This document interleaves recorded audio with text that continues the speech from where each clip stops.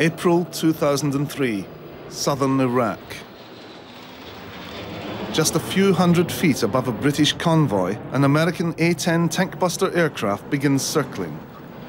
There should be no reason for concern as the vehicles have bright identification marks and national flags painted on the side. I noticed it was an American plane, but I didn't want to believe it was because it's friendly, innit?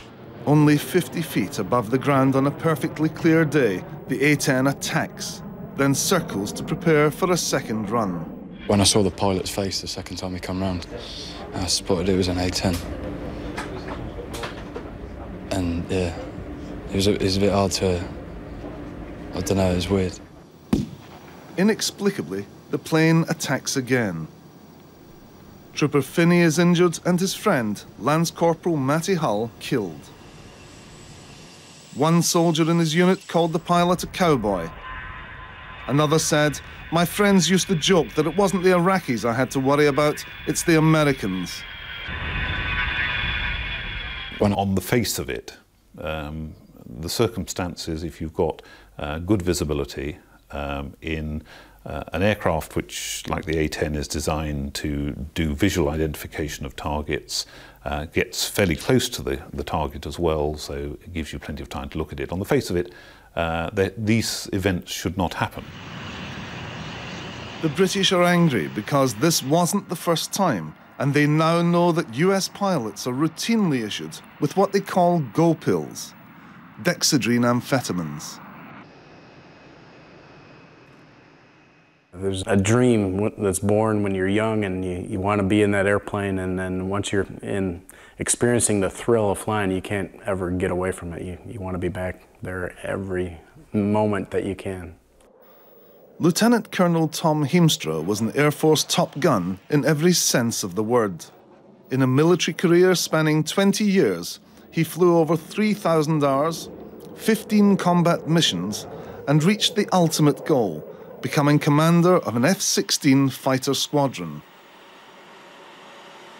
The freedom that you feel in the airplane, the control that you have over a supersonic, thunderous jet and all the power that comes with that is incredible. But when Heemstra informed Congress about the military's policy of plying drugs and vaccines on his men, the Air Force set out to destroy his career. The punishment was to being forced to resign as squadron commander or be fired. So I resigned.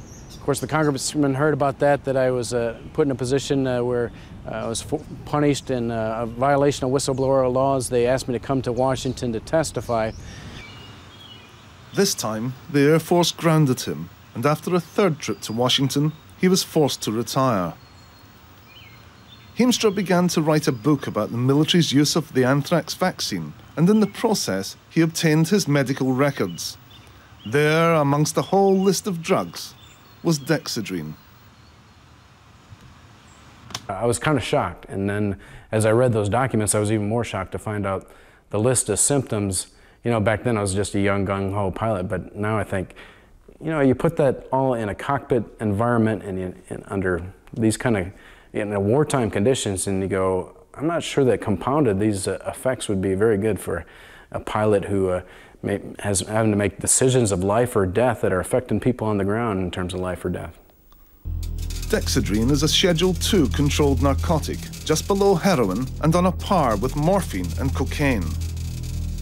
According to the manufacturer, known side effects include palpitations, high blood pressure, dizziness, euphoria, dysphoria, headaches, insomnia, and hyperactivity.